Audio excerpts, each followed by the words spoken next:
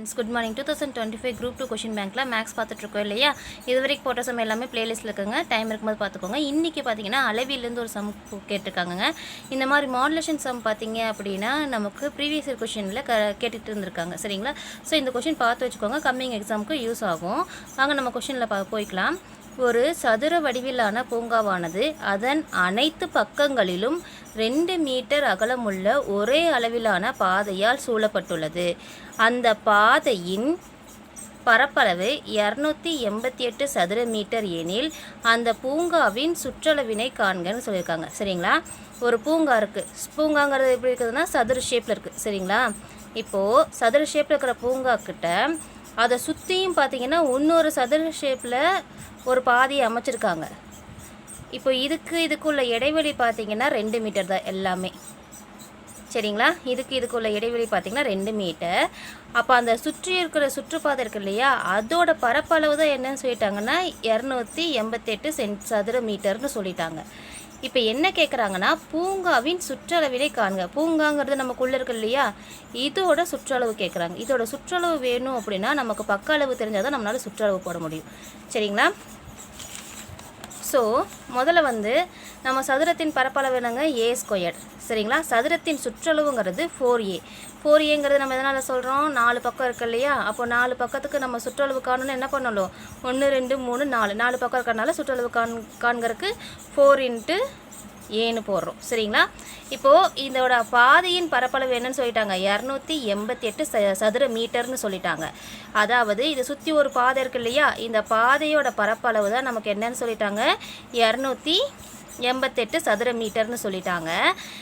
அப்போனா அதோட சுற்றளவை கண்டுபிடிக்கணும் இல்லையா? அப்போது இந்த பாதையை வச்சு இதோட பக்கத்தை கண்டுபிடிக்கணுங்க. இந்த உள்ளே இருக்குது இல்லையா இந்த சதுரம், இந்த பாதையை வச்சு பாதையோட பரப்பளவை வச்சு நம்ம உள்ளே இருக்கிற பக்கத்தை கண்டுபிடிக்கணும். கண்டுபிடிக்கிறதுக்கு என்ன பண்ணலாம் அப்படின்னா முதல்ல இதோட வேல்யூ கண்டுபிடிக்கணும். இங்கே என்ன சொல்லிட்டாங்க, 2 சதுர மீட்டர் எவ்வளோ கேப் இருக்குன்னு சொல்லிட்டாங்க நமக்கு சமமாக. ஏன்னா அதுவும் சதுரமாக இருக்கிறனால 4 பக்கமும் சமமான இடைவெளியில் நமக்கு ஒரு பாதையை அமைச்சிருக்காங்க. அப்படி பார்க்கும்போது இது ஒரு பக்கத்தோட வேல்யூ a. ஏன்னா ஏன்னு போடுவோமா, அப்போது இதிலிருந்து இது வரைக்கும் பார்த்தீங்க அப்படின்னா நமக்கு ஏன்னு தான் வரும். புரியுதுங்களா? அப்போ இதுலேருந்து இது வரைக்கும் எவ்வளோ வேல்யூ கொடுத்துருக்காங்க, 2. ஏன்னா நமக்கு இடைவெளி 2ன்னு கொடுத்துருக்காங்களா, அதே மாதிரி இதுலேருந்து இது வரைக்கும் கேப் பார்த்தீங்கன்னா 2. இது நான் ஏன் 2 போடுறேன், இது வரைக்கும் நமக்கு என்ன ஆயிடுச்சு, நம்மளோட உள்ள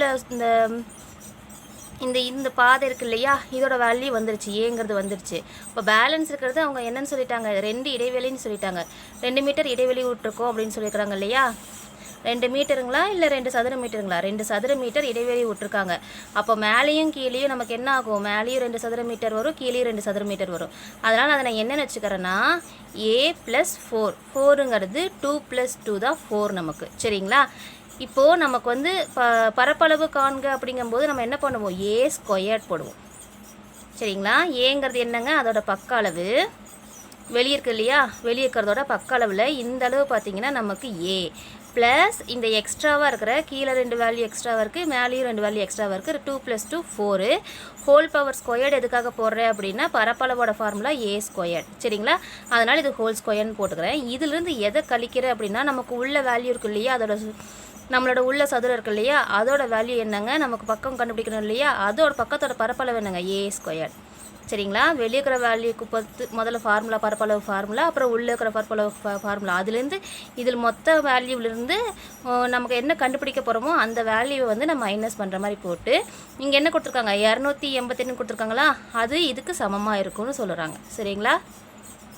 அதான் இங்கே எழுதியிருக்கேன். இங்கே பாருங்கள், பாதையின் பரப்பளவு எவ்வளோ சொல்லியிருக்காங்க 288 சதுர மீட்டர். அப்போது a + 4 whole square minus a². இது எப்படி வரும் தான் நான் இங்கே எக்ஸ்பிளைன் பண்ணியிருக்கேன் சரிங்களா? ஏவோட வேல்யூ இது. இப்போ இந்த 2 + 2ங்கிறது 4 ஆயிரும். அப்புறம் உள்ளே இருக்கிறது இல்லையா, இந்த உள்ளே இருக்கிற அது என்னதுங்க நமக்கு பூங்கா. அந்த உள்ளே இருக்கிற பூங்காவோட வேல்யூ என்னங்க நமக்கு a தான் சரிங்களா? இதை சுற்றி தான் நமக்கு ஒரு பாதையை போட்டிருக்காங்க. அதை நான் என்னென்னு போட்டிருக்கேன் a² போட்டிருக்கேன், மைனஸ் a². ஏன்னா நம்ம பூங்காவோட சுற்றளவை தான் நம்ம இப்போ கண்டுபிடிக்கணும்.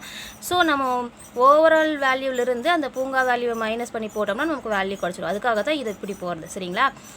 Equal to 288. ஏன்னா பாதியின் பரப்பளவு 288. இப்போ A square plus B square formula போட்டோம்னா A square plus B square plus 2ab வருமா, அதுதான் ஏ ஸ்கொயர்டு 8a ப்ளஸ் 16 வந்திருக்கு, மைனஸ் இந்த ஏ ஸ்கொயர் போட்டாச்சு.